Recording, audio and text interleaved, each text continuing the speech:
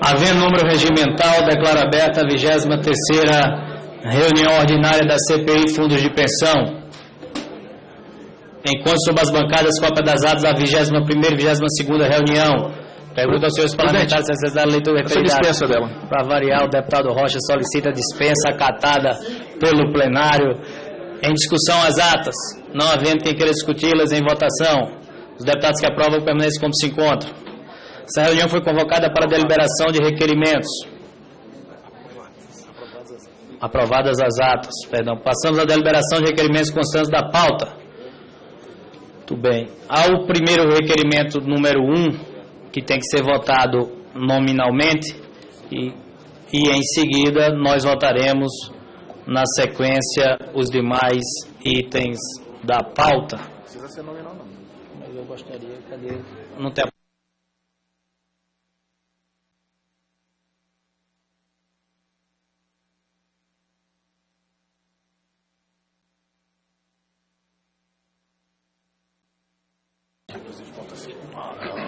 Nominal que eu me referi, votação em separado. Requerimento número 444/2015, do senhor Sérgio Souza, RCP 15/2015.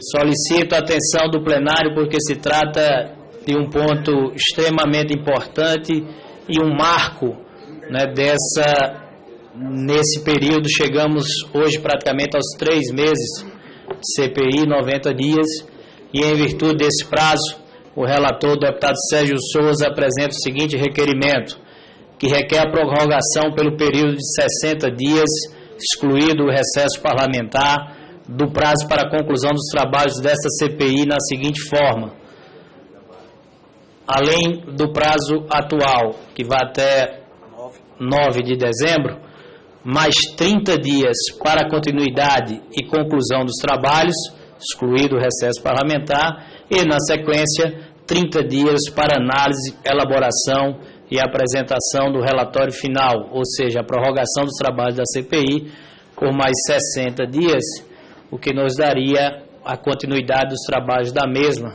até meados do final de março. Até meados final de março, para que possamos avançar. Portanto, passo a palavra para a defesa do requerimento ao senhor relator, deputado Sérgio Souza.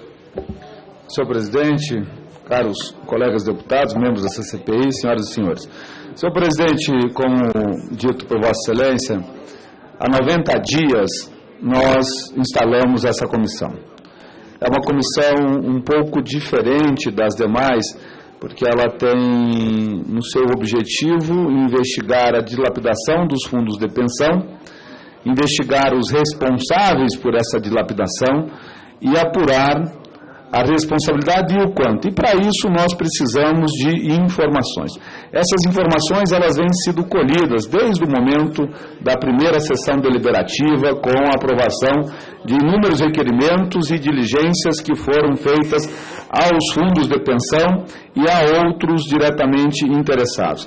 E ainda hoje nós dependemos ainda de alguns documentos chegarem aos fundos a essa CPI, e conforme nós vamos aqui ouvindo pessoas, há necessidade de novos requerimentos de pedidos de informação.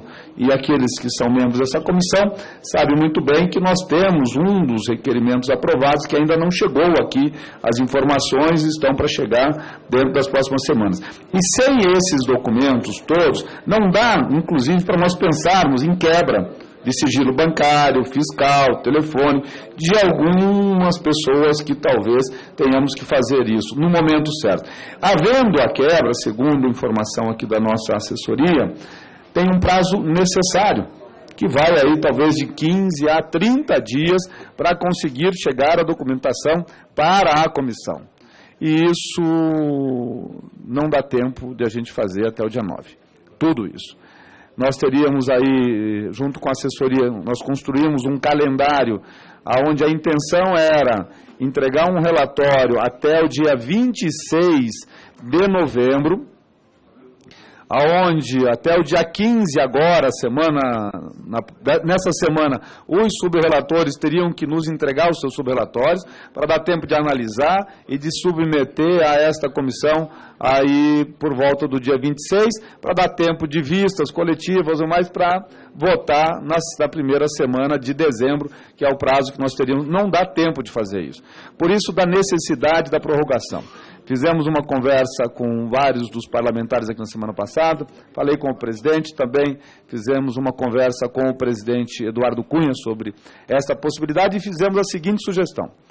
Então, nós teríamos prazo para deliberativas, para oitivas, até o final, mais 30 dias após o final, ficaríamos então em torno de 150 dias, dos 120 mais 30, né, para essa parte de oitivas e os outros 30 dias finais descontados o recesso, que o recesso, para nós recebermos as informações, aqui a consultoria, a secretaria, ela vai estar aberta e vai estar trabalhando, então não vai parar a CPI nesse período, vai parar sim aí o plenário, que é por conta do core, do recesso da casa e tudo mais, e nós teríamos nesses últimos 30 dias um tempo. Aí nós vamos discutir com os subrelatores de 10, 15 dias para eles elaborarem os seus subrelatórios e a relatoria teria aí mais uns 15 dias para concluir o relatório. Talvez 10 dias para as subrelatorias, 10 dias para o relator e os 10 últimos dias para a deliberação. Porque provavelmente não teremos o consenso de imediato na aprovação de um relatório, haverá pedido de vista, que isso é o comum de acontecer em todas as comissões. Então, este requerimento, senhor presidente, ele se justifica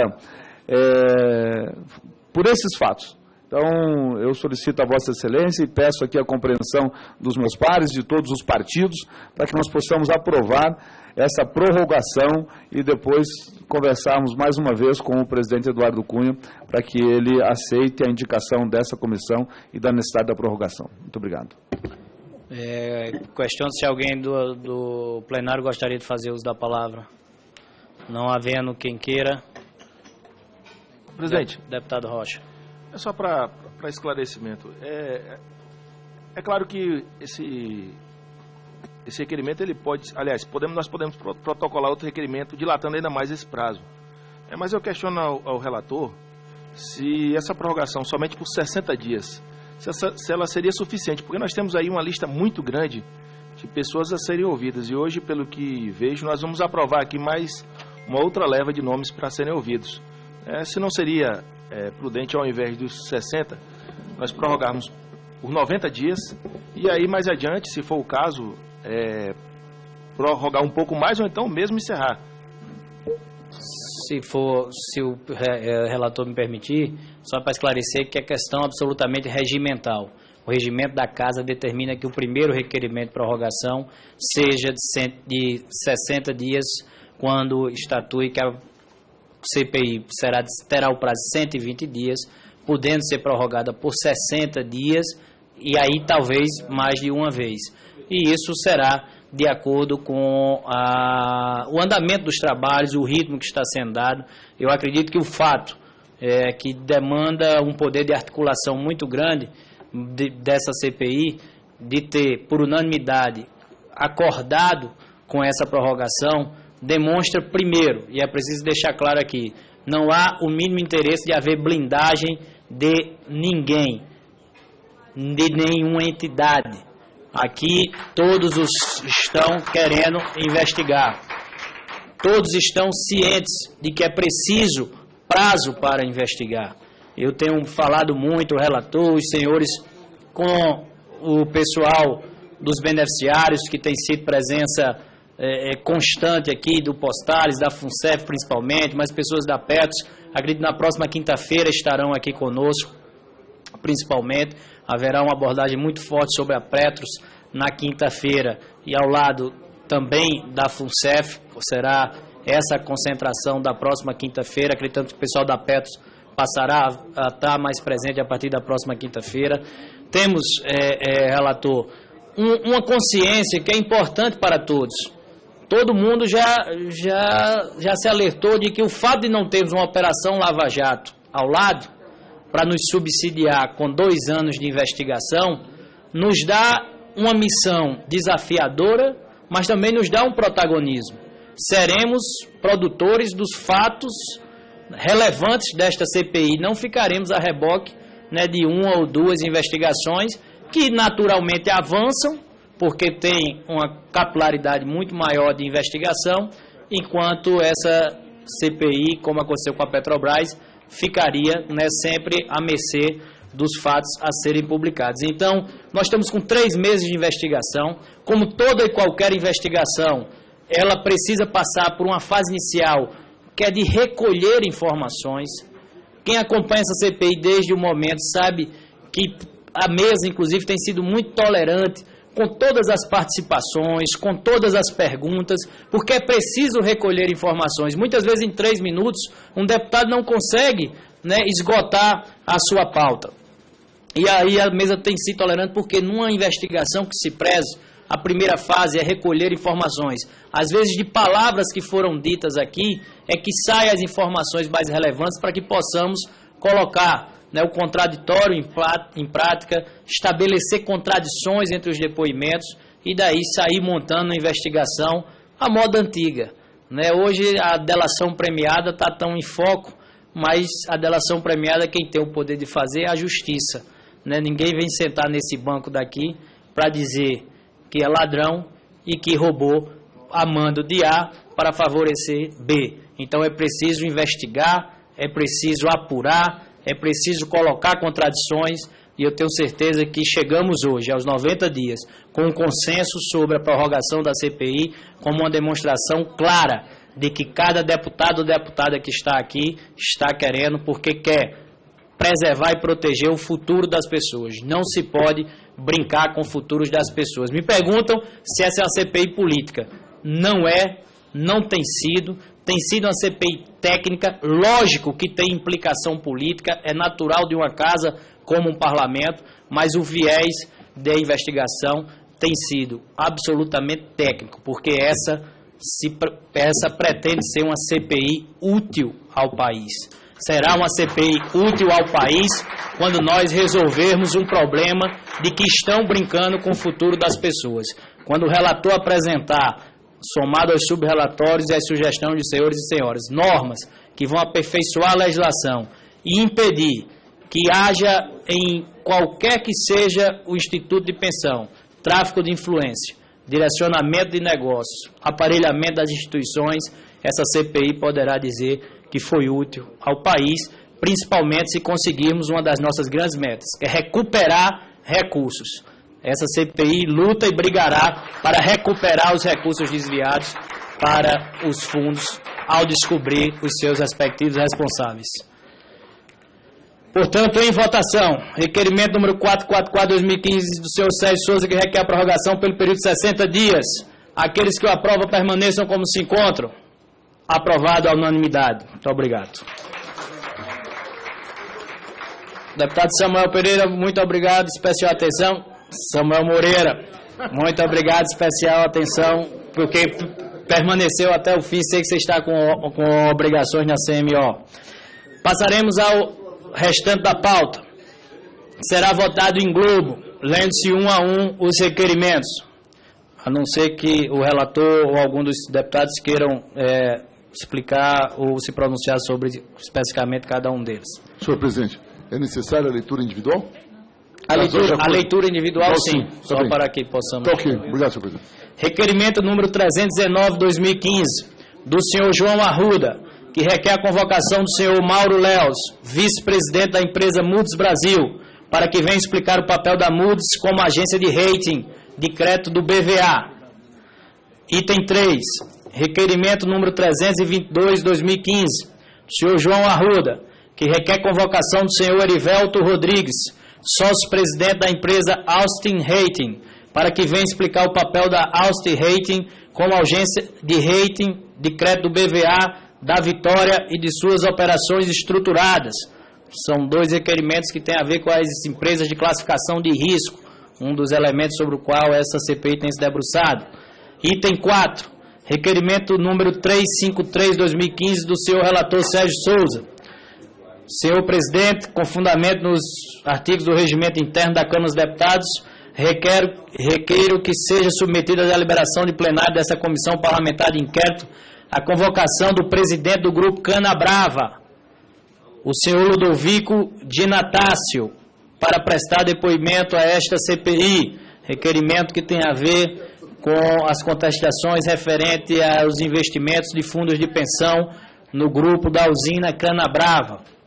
Item 5, requerimento número 398, 2015, do senhor Jonathan de Jesus, que requer a convocação do advogado senhor Márcio André Mendes Costa, para, na qualidade de testemunha, prestar esclarecimento sobre a criação do grupo Galileu, a fim de assumir o controle da Universidade Gama Filho e a universidade, que passaram por dificuldades financeiras e receberam financiamento de fundos de pensão Postales e Petros.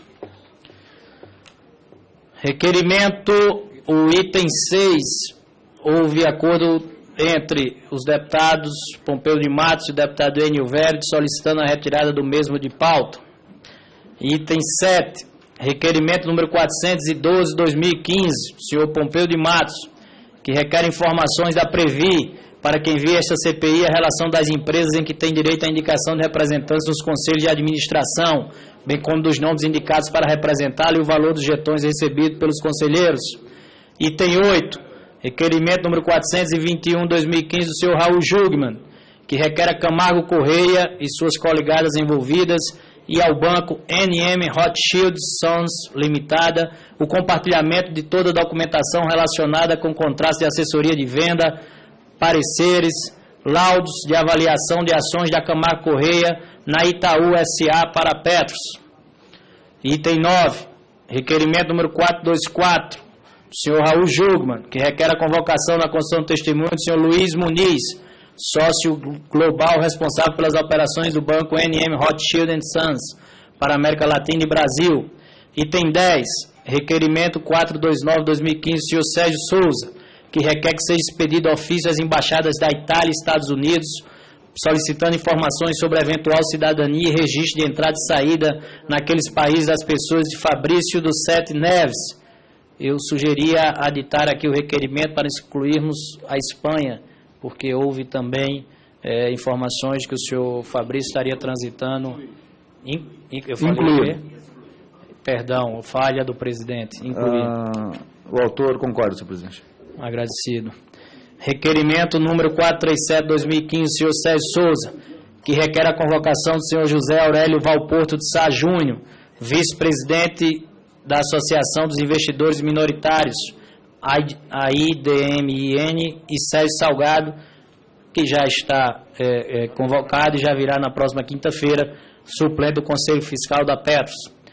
Item 12, requerimento número 443-2015, senhor Rocha, que requer a realização de acareação entre os senhores Carlos Alberto Pereira da Costa e Carlos Augusto Mente, com a finalidade de esclarecer pontos divergentes e contraditórios em seus depoimentos.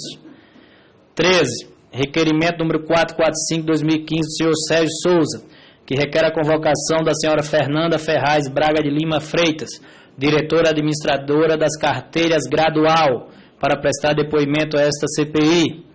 Item 14, requerimento número 446-2015, do senhor Sérgio Souza, que requer a convocação do senhor Adolfo Júlio da Silva Melo Neto, presidente do Trend Bank. Senhor presidente, eu vou pedir a retirada do item da senhora Fernanda Ferraz Braga para estudar um pouco melhor esse requerimento.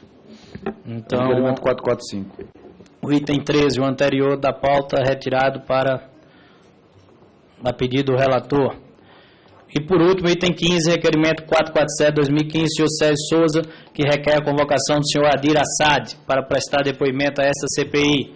Aqueles que o aprovam permaneçam como se encontram.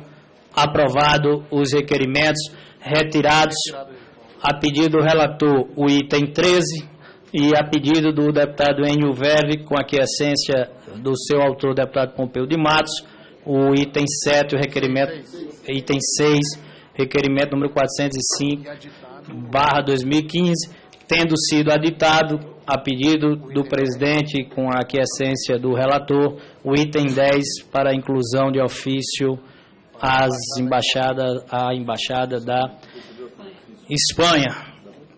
essa terceira fase, não é a Lava Jato, mas tem fases, essa terceira fase, ela vai muito em cima dos operadores de mercado, como vocês podem perceber. Então, acredito que a CPI, como tem dito, tem dado esse ritmo e avançaremos sobre todos os demais. Antes do encerramento, pergunto se alguém da ordem. Deputado Marcos Pestana com a palavra. Presidente, relator, componentes dessa CPI, a CPI tomou uma sábia e prudente medida de prorrogar o prazo do funcionamento dos nossos trabalhos, porque são assuntos extremamente complexos. E agora nós entramos numa fase de começar a focar e pegar o fio da meada em algumas linhas principais, porque é impossível para uma CPI, sem a expertise que tem em investigação, que tem a Polícia Federal, o Ministério Público, e sem sermos especialistas em mercado financeiro, detectarmos um conjunto de operações exóticas, estranhas e que comprometeram o patrimônio dos trabalhadores das estatais brasileiras, as principais empresas públicas brasileiras. Mas é muito importante que nessa nova fase que se abre, até o senhor Vossa Excelência teve uma postura aí do Sérgio Moro, assim, de esclarecer as etapas, né? Mas tem gente que desconfia, né? Não, a Paraíba produz excelentes quadros, mas fora a brincadeira, é muito importante que a gente tenha uma decisão coletiva. Primeiro, de criar um método onde haja foco. E segundo, uma decisão coletiva se nós queremos realmente investigar ou se produzir mais uma pizza. O Brasil vive um momento delicadíssimo, a credibilidade das instituições está em xeque e é preciso um acordo suprapartidário, de que doa quem doer. Esse desastre que produziu um déficit nos 3 principais fundos, exceto a Previ, de quase 20 bilhões de reais, e obviamente já está claro aqui que houve procedimentos inusuais, há claras evidências de tráfico de influência, de operações fraudulentas, de corrupção, de propina, que a gente vá a fundo nisso. O ex-presidente Itamar Franco, e eu sou economista, ele tinha uma frase, ele gostava de: os números não mentem, mas os produtores de números fabricam muitas mentiras. É preciso, pois, a gente ter um pacto de, se a gente quer levar a fundo, porque os fundos de pensão representam centenas de milhares de brasileiros, familiares e trabalhadores das estatais. Alguns estão sob risco, quer dizer, o postal está claramente insolvente, o seu déficit é igual ao seu patrimônio. E nós temos, além do furo da Petros e da FUNCEF, e temos o contraponto da Previ. Então nós temos que tomar uma decisão, ato contínuo, primeiro, de estabelecer alguns focos. Me preocupa, assim, a dispersão. Nós estamos rondando, assim, muitos pontos, às vezes alguns pontos periféricos. Eu acho que nós temos que ser muito seletivos e não há como não ouvir determinadas pessoas, a não ser que queiramos coletivamente produzir uma pizza e mais descrédito para as instituições brasileiras, para o Congresso Nacional. Então, eu só queria fazer essa observação, aplaudindo a prorrogação dos trabalhos aí por 60 dias, mas é preciso um pacto de produtividade, foco e de decisão política de realmente investigar. Muito obrigado, presidente. Perfeito. Apenas para esclarecer, deputado Marcos, concordando, nós tivemos até agora 90 dias. Hoje, com a decisão, prorrogamos por mais 90, né, ou seja, os 30 que faltam mais os 60, com o interregno do recesso intercalado, o que pelo menos eu tenho absoluta certeza que os relatores e subrelatores estarão atentos ao que se passa. A equipe de consultoria estará trabalhando durante esse recesso, produzindo material. O secretário Saulo estará aqui disponível a todo momento. Nós temos hoje uma equipe, né, que tem 3 membros da Polícia Federal, um delegado, um agente e um perito. Tem representante do Banco Central, do Tribunal de Contas da União, da Comissão de Valores Mobiliários, da Previc, da Caixa Econômica, Banco Central já falei, e 2 consultores de penal da Casa e mais 2 consultores de orçamento, ou seja, é uma equipe de 12 profissionais dedicados única e exclusivamente a essa investigação. Lógico que isso não começou desde o primeiro dia, né? Vieram aos poucos se agrupando nessa equipe, ou seja, nós temos com essa equipe completa há pouco mais de 30 dias e o ritmo dos trabalhos já vem produzindo muitos efeitos, investigações estão em andamento e eu tenho certeza de que essa expectativa de que nós consigamos ultrapassar, revirar a caixa preta dos fundos de pensão, que até hoje era uma verdadeira cortina, não de fumaça, mas de ferro mesmo, nós já temos procurado avançar. Agradeço a sua palavra, agradeço o seu apoio, a solidariedade, e é uma honra tê-lo como um dos subrelatores dessa comissão. Com a palavra, o deputado Heitor Chu, que não estava aqui, mas vou fazer um registro mesmo na ausência, que eu acho que a equipe do deputado Heitor está aí. Ele tem feito uma solicitação para análise, um requerimento de sua autoria, e a mesa se debruçará o máximo para ver esse requerimento atendido. Deputado Enio Velho com a palavra, deseja fazer uso? Não. Deputado Samuel Moreira também já se retirou. Por fim, o deputado Raul Jugman, se puder, para fazer o uso da palavra. Senhor presidente, acho que a votação à unanimidade da prorrogação dessa CPI, ela expressa o compromisso dos seus integrantes com a busca da verdade, independentemente das divisões partidárias e entre governo e oposição. Entretanto, eu gostaria de lembrar a todos que o nosso compromisso vai além dessa comissão, desse plenário, porque esse requerimento vai ser votado em plenário.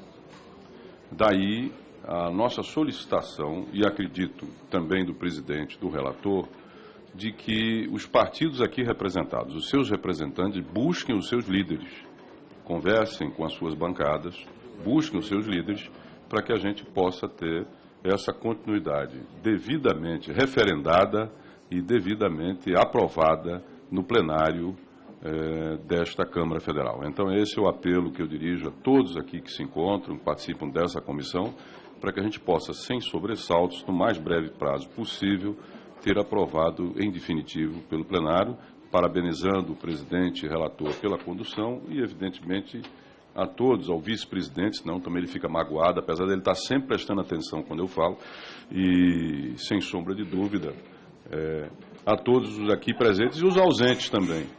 Então, um abraço, muito obrigado. Vice-presidente. Eu sei que o WhatsApp aí tá...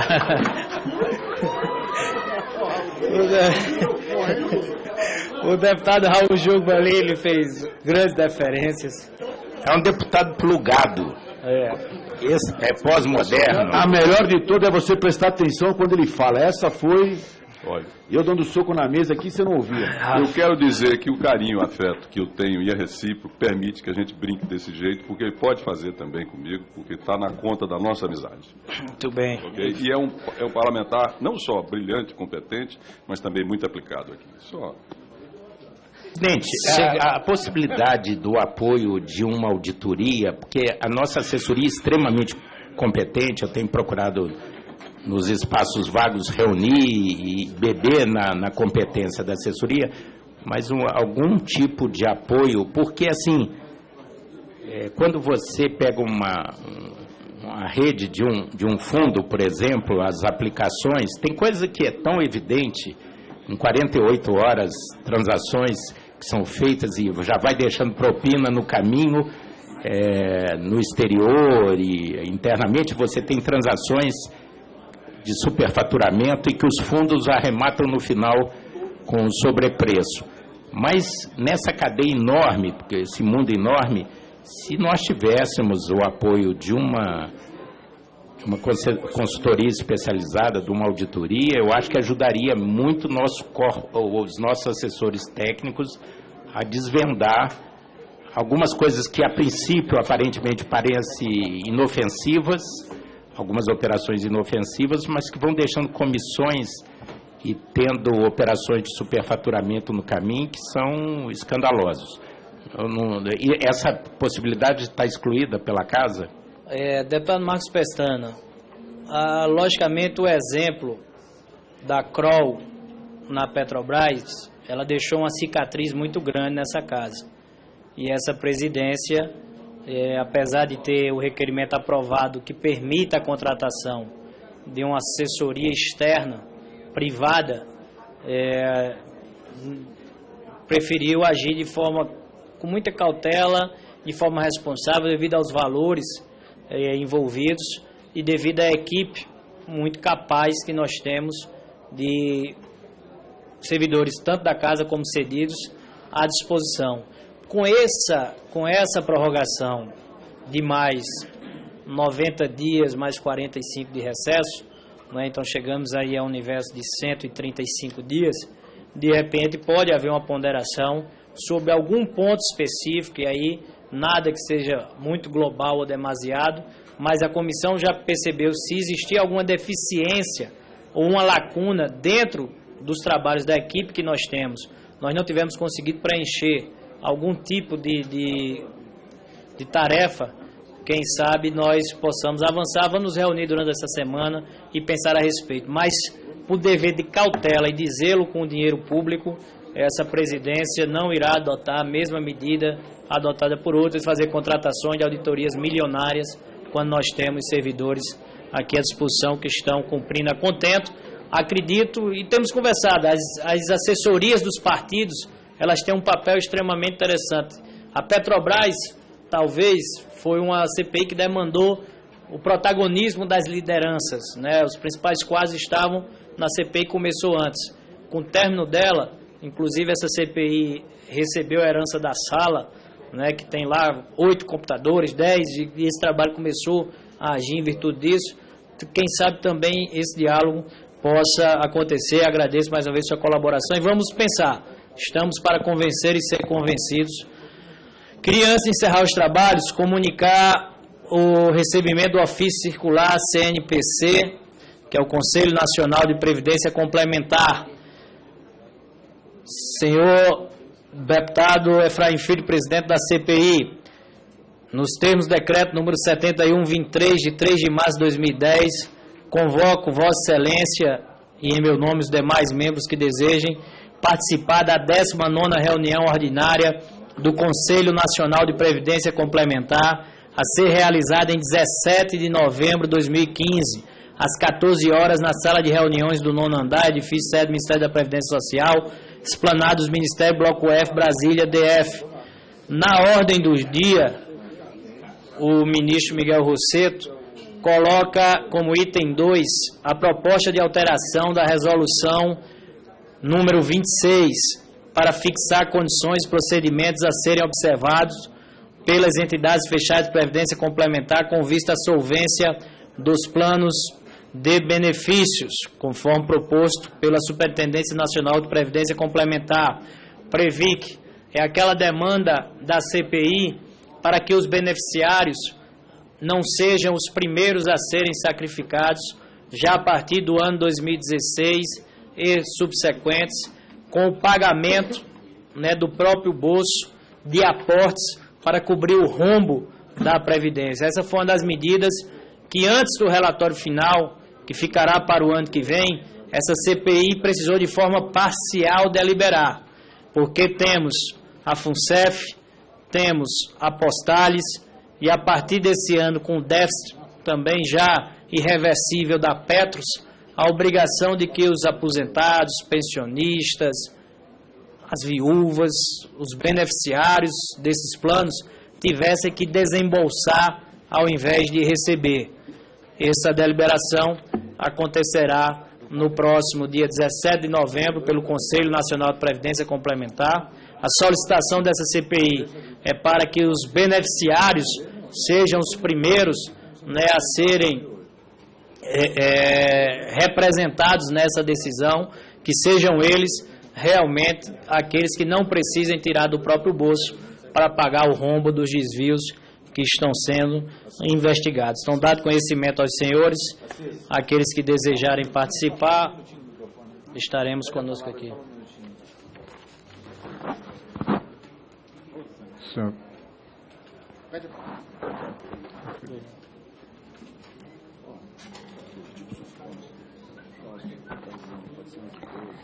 Senhor presidente, queria só, para efeito de registro aqui dos trabalhos que estão sendo desenvolvidos aqui na CPI, acho que uma das grandes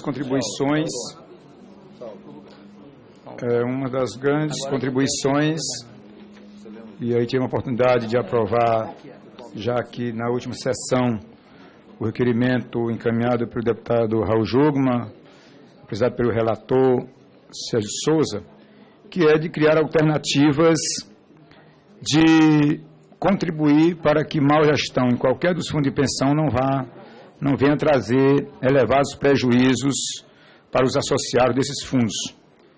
Porque nós sabemos que a gente contribui com o fundo com a perspectiva do momento oportuno, quando nos aposentamos, poder ter naturalmente as condições que esse fundo nos assegura a complementação dos nossos salários, dos nossos proventos que tivemos durante o período ativo e que a gente possa ter uma aposentadoria que venha contribuir com as condições de vida da família, né?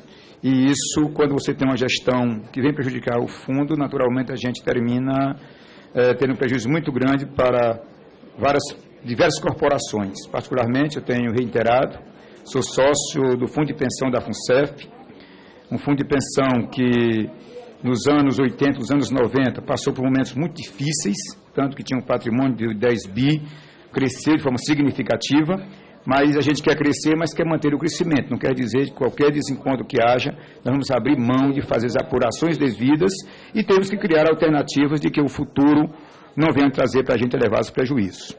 Aproveitar também para parabenizar aqui pela prorrogação por mais 60 dias, que eu acho que é uma medida louvável, correta, porque a gente precisa de tempo, como bem colocou aí o relator, também reafirmado pelo presidente, que a gente faça o que tem que ser feito, né? Aquilo que tiver que ser apurado, tanto que eu preciso parabenizar o trabalho aqui feito, que na grande maioria tem sido por consenso, exatamente porque é uma vontade, um desejo de todos, que a gente venha apurar o que tem que ser apurado e que o pós-CPI é apresentar para a sociedade uma alternativa que venha dar mais consistência e profissionalismo na condução dos fundos de pensão. E eu acho que esse é o nosso papel enquanto parlamentar. Então, queria parabenizar aqui pela decisão da prorrogação por mais 60 dias no pós-recesso. E como bem foi colocado, se durante os debates, as discussões, avaliarmos que o trabalho não está concluído, é um compromisso de todos nós, de todos que compõem aqui essa CPI, para que a gente possa apresentar para a sociedade o melhor trabalho. Foi para isso que nós fizemos a composição deste grupo e que eu acho que está conseguindo avançar bastante.